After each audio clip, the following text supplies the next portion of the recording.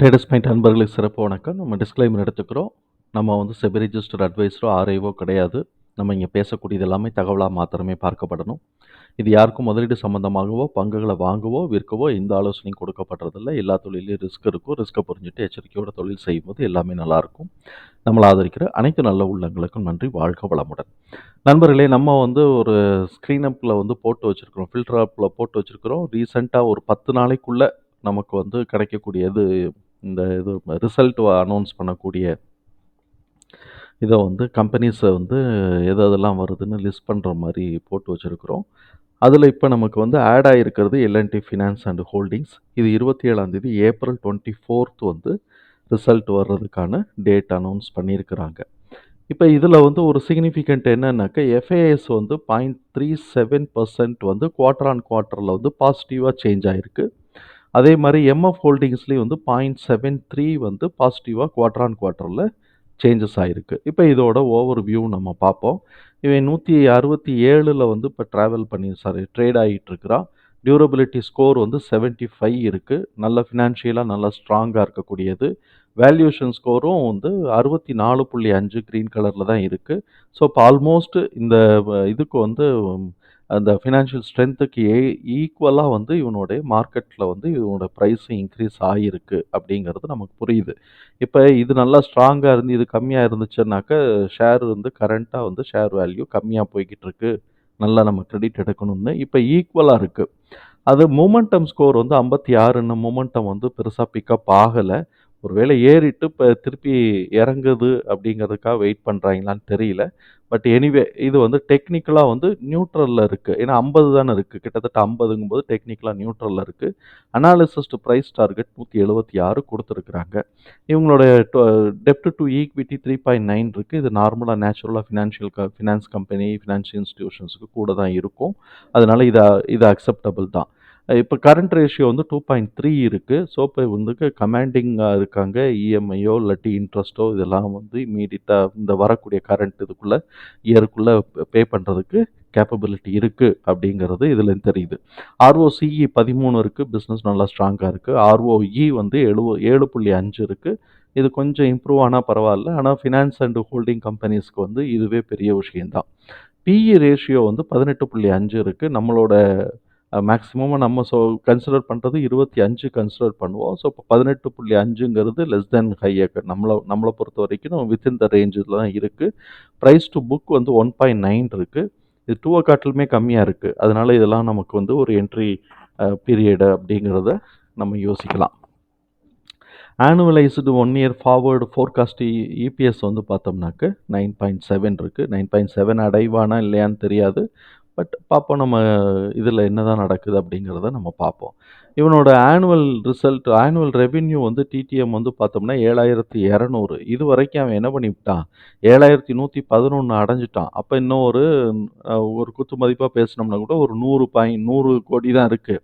இவன் வந்து ஈஸியாக 100 கோடி அடைஞ்சிருவானா அப்படிங்கிறது நமக்கு தெரியும் வருது. மார்ச் மாதம்லாம் அவன் வந்து நல்லா பெர்ஃபார்ம் பண்ணியிருக்கிறான் அப்படிங்கிறது தான். போன மார்ச் மாத்திரம்தான் இயர் ஆன் இயர் கம்மியாக இருந்திருக்கு. மற்றபடி அவன் 100 கோடிக்கு மேலே எடுக்கிறான். ஜூன் மாதம் கம்மியாக எடுக்கிறான் பாருங்க. எப்போதும் ஜூன் மாதம் கம்மியாக தான் எடுக்கிறான். அதனால வந்து நம்ம மார்ச் மாதம் ரிசல்ட்டை பார்த்துக்குவோம். ரிசல்ட்டை பார்த்துட்டு இதே மாதிரி தான் இருக்குன்னா ஜூன் மாதம் கம்மியாக இருக்கிறதுனால மார்க்கெட் அடிச்சு விட்டாலும் இந்த ஷேரை வந்து இப்போ ப்ரைஸ் அடிச்சு விட்டாலும் அடிச்சு விடுவாங்க. அதனால இதை நம்ம கொஞ்சம் கேர்ஃபுல்லாக தான் டீல் பண்ணணும். இப்போ இபிஎஸ் என்ன பண்ணியிருக்கிறான், இவனோட இபிஎஸ் வந்து 5.4 வந்து டிடிஎம்மில் இருக்குது. இது வரைக்கும் 5 எடுத்துட்டான். டிசம்பர் வரைக்கும் 5 எடுத்துட்டான். இன்னும் 0.4 தான் இருக்குது. இவன் மார்ச் மாதம் பூரா கம்மியாக தான் எடுக்கிறான்னு வச்சுக்கோங்களேன். மார்ச் மாதம் பூரா கம்மியாக தான் எடுக்கிறான். ஏதோ ஒன்றும் இல்லாததுக்கு இதில் மைனஸில் இருந்ததையாவது ப்ளஸில் எடுத்திருக்கிறான். இங்கே 1.7லேருந்து டிசம்பர்லேருந்து 0.4 எடுத்திருக்கிறான். ஜிக்ஸாக்காக போய்கிட்டு இருக்கிறதுனால நம்ம வந்து இதை எவ்வளோ வருதுன்னு நம்மளால் உறுதிப்பட முடியல. அதனால நம்ம என்ன பண்ணுறோம், இது வரைக்கும் எடுத்த இபிஎஸ்க்கு என்ன ப்ரைஸ் வருதுங்கிறத கண்டுபிடிப்போம். டிடிஎம்க்கு என்ன ப்ரைஸ் வருதுங்கிறத நம்ம கண்டுபிடிப்போம். இதுவே இப்படி திணறிக்கிட்டு இருக்கும்போது எஸ்டிமேஷன்ஸ்லாம் எந்த அளவுக்கு ஃபில் பண்ண போகிறான்னு தெரியல. எஸ்டிமேஷன்லாம் ஃபில் பண்ணான்னா ரொம்ப நல்லது தான். இப்போ இந்த மாதிரி பண்ணுவோம். இவங்க வந்து ஏன் 177 கொடுத்துருக்குறோம், 176 எஸ்டிமேஷன் கொடுத்துருக்குறாங்கன்னா, இதே வேல்யூ மார்ச் மாதமும் ரிஃப்ளெக்ட் ஆச்சுன்னா அப்படியே 176 தான் வரும். அந்த ரேஞ்சை தான் அவங்க கொடுத்துக்கிட்டு இருப்பாங்க. இருக்கட்டும். இப்போ புக் வேல்யூ வந்து 55. இப்போ நான் இந்த இன்ஃபர்மேஷன் எல்லாத்தையும் நம்ம வந்து எக்ஸல் ஷீட்ல ஃபீட் பண்ணிட்டோம். ஃபீட் பண்ணினதுக்கு நமக்கு வந்திருக்கக்கூடிய வேல்யூ வந்து 157 மினிமம்ல மினிமம் வந்து குவார்ட்டர்ல இதுவரைக்கும் வந்திருக்கிறதுல மினிமம் குவார்ட்டர்ல வந்து 157, 160, 188 எஸ்டிமேஷன் வந்துச்சுன்னா 188 வரைக்கும் போகணும். ஆனால் நம்ம எஸ்டிமேஷன்லாம் இப்போ போட போகிறதில்ல. Quarter and annual. ஸோ 160. அதே சமயத்தில் மேக்ஸிமம் வேல்யூன்னு பார்த்தோம்னா குவார்ட்டரில் 176 அதுதான் இங்கே வந்திருக்கு. அதுக்கப்புறம் வந்து ஆனுவலைஸ்டுன்னு பார்க்கும்போது 179. ஸோ இப்போ இந்த ரேஞ்சுக்குள்ளே தான் இவன் சுற்றிக்கிட்டு இருக்க போகிறாங்கிறது நமக்கு நல்லா தெரியுது. அடுத்த தடவையும் இதே 2.5 2.6 வந்தான்னா இந்த ரேஞ்சுக்குள்ளே தான் சுற்றிட்டு இருக்க போகிறாங்க. அது பிரேக் த்ரூ வந்து அடுத்தது கீழே இறங்கிட்டு ஏறும்போது தான் நம்ம பார்க்கணும். இதில் நான் வந்து ஹை என்ன எடுத்திருக்கிறேன் அப்படின்னு சொன்னால் previous year low and previous year ஹையை தான் நான் எடுத்து வச்சுருக்கிறேன். அதனால நமக்கு வந்து 79 அண்டு 98 இப்போ நம்ம கிராஃபில் பார்த்தோம்னு வச்சுக்கோங்களேன், கரெக்டாக இந்த இடத்துல இருக்கா. இதுதான் 2023ல மார்ச்சில் வந்த லோ. அதுக்கப்புறம் ஃபுல்லாக ஏறிட்டு இந்த லெவல்லே தான் இருக்கிறான். இங்கே கூட எடுக்கலாம் 116 எடுக்கலாம். 116 எடுத்தோம் அப்படின்னு சொன்னால் இது கொஞ்சம் கூட போகும். இப்போதைக்கு இவன் இந்த இடத்துல தான் நம்ம 2023 லோவில் தான் இந்த இதை பிரேக் அவுட் ஆகிருக்கு, மேலே எந்திரிச்சு போயிட்டுருக்கு. இவன் செப்டம்பருக்கு பிறகு வரக்கூடிய இதுக்கு வந்து ஏறிட்டு திருப்பி இப்போ இறங்கிட்டு இருக்கிறான். இவன் இப்போ மார்ச் மாதம் கொடுக்கக்கூடியதை போட்டு வச்சுட்டு அதில் வரக்கூடிய சேஞ்சஸை பார்த்துட்டு அதுக்கு அடுத்த வருஷத்துக்கு நம்ம வந்து ஜூன் மாத ரிசல்ட்டுக்கு 144க்கு நம்ம வச்சுக்கணும். அதுக்கு கீழே இறங்கினான்னா அந்த இடத்த வச்சுக்கணும். இப்போ இதே இடத்துல இருக்கான்னு. ஸோ இப்போ அவன் வந்து என்ன பண்ணியிருக்கிறான், நமக்கு வந்து 160 169 போட்டோம். அதே மாதிரி 170 170 176 அண்டு 179 இது ரெண்டுத்தையும் போட்டோம். பார்த்தீங்கன்னா இந்த இடத்துக்குள்ளேயே சுற்றிக்கிட்டு இருக்கு. இனிமேல் வந்து மார்ச் மாத ரிசல்ட்டை மார்ச் குவார்ட்டரோட ரிசல்ட்டை நம்ம பார்க்கணும். அதுக்கப்புறம் அது வந்து ஏறுமா இறங்குமாங்கிறத அந்த வேல்யூவை நம்ம ஃபீட் பண்ணதுக்கு பிறகு தான் நம்மளால் புரிஞ்சுக்க முடியும்.